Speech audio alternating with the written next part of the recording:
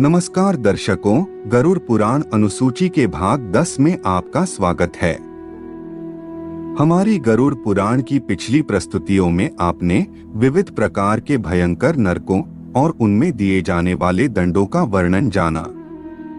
हमारे इस जीवन में कहीं न कहीं कोई न कोई पाप हो ही जाता है, तो प्रश्न यह उठता है कि हम कैसे इसका प्रायश्चित कर सकते हैं और कैसे इन अपराधों से छुटकारा पा सकते हैं। इन सभी प्रश्नों के उत्तर आप इस प्रस्तुति में जानेंगे। ज्ञान वृद्धि एवं आध्यात्मिकता से जुड़ने के लिए वीडियो को शेयर करें व चैनल को सब्सक्राइब अवश्य करें। विलंब न करते हुए आरंभ करते हैं। पहले यह समझना होगा कि पाप क्या है। सनातन संस्कृति में पाप अपने द्वारा किए गए गलत कर्मों के लिए प्रयोग किया जाने वाला शब्द है। पाप और कुछ नहीं बल्कि ऐसे कार्य करना है जो ईश्वर की इच्छा के विरुद्ध हो या प्रकृति के नियमों या शास्त्रों के नियमों के विरुद्ध हो। अब प्रश्न यह है कि हम अपने पापों से कैसे छुटकारा पा सकते हैं। हमारे प्राचीन वेदों व पुराणों में हमें कई कथन मिलते हैं जो बताते हैं कि हम अपने पापों को कैसे नष्ट कर सकते हैं। एक प्राचीनतम लघु कथा द्वारा यह सरलता से समझा जा सकता है। प्राचीन काल में एक गांव में सागर नामक व्यक्ति रहता था। वह दान, पुण्य और दूसरों की सहायता करने वाला उत्कृष्ट व्यक्ति था। पूरे गांव में उसकी प्रधानता का बोलबाला था, परंतु बुरी संगति के कारण सागर हर प्रकार के पाप व दोषों में भागीदारी लेने लगा। वह मांसाहार, मदिरापान, वेश्यावृत्ति, जानवरों का शिकार करना आदि जैसे कई प्रकार के कुमार्गों पर चलकर अपने जीवन को नष्ट करने लगा। तभी उनके गांव में साधुओं का आगमन हुआ और उन्होंने गांव के एक व्यक्ति से पूछा कि हम किसके घर पर जाकर भोजन ग्रहण कर सकते हैं। उस व्यक्ति ने उन्हें सागर के पास भेज दिया। सागर के घर जाने के उपरांत साधुजन देखते हैं कि यहाँ तो दो मृग मृत अवस्था में पड़े हैं और इस व्यक्ति की वेशभूषा भी अत्यंत गंदी है। यह सब देखकर साधुओं ने बड़े क्रोध से कहा कि ओ महापापी मानुष, तू अपने जीवन को क्यों नष्ट कर रहा है? परमात्मा से डर। उनका क्रोध देखकर सागर ने उनसे क्षमा मांगी और कहा कि हे साधुओं, मैं दोषी हूँ, मैं महापापी हूँ। मुझे पता है कि जिस मार्ग पर मैं चल रहा हूँ उस पर मुझे विनाश के सिवा कुछ नहीं मिलेगा, परंतु पाप के इस गहरे दलदल से बाहर निकलना सरल नहीं है। आप कृपया मुझे उचित मार्ग प्रदान करें। यह सुनकर साधुओं का क्रोध शांत हुआ और वह कहने लगे, तो यह जो पाप कर रहा है इसके परिणामों से छुटकारा पाने का एकमात्र मार्ग है।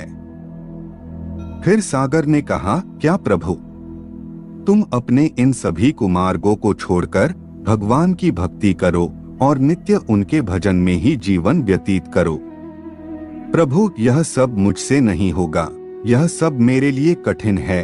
फिर साधु ने कहा कि अगर तुमसे भगवान की भक्ति और भजन नहीं होता तो इसका एक और उपाय है।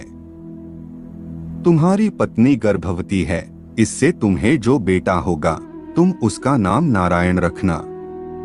संपूर्ण जीवन अपने बेटे को नारायण नारायण पुकारने से ही तुम्हारा जीवन सफल हो जाएगा और तुम्हारे सभी पाप नष्ट हो जाएंगे। इस कथा का स्पष्ट निष्कर्ष यह है कि सागर अपने पुत्र को जब भी पुकारेगा तभी वह भगवान का भी स्मरण करेगा, इससे उसका जीवन सफल हो जाएगा। नारायण नाम की महिमा अपरंपार है। अगर कोई व्यक्ति अपने अंतिम समय में इन 4 अक्षरों का उच्चारण करता है तो उसे प्रभु की प्राप्ति होती है और वह अपने हर पाप से मुक्त हो जाता है।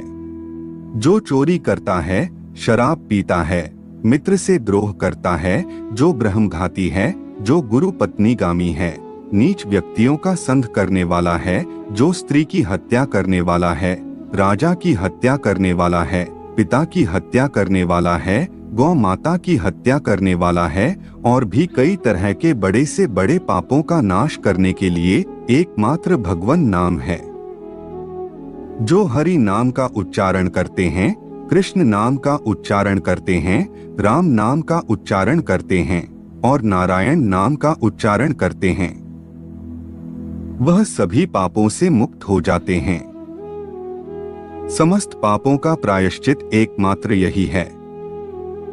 किसी भी बहाने से भगवान नाम उच्चारण कर लिया जाए तो वह व्यक्ति परम पवित्र हो जाता है।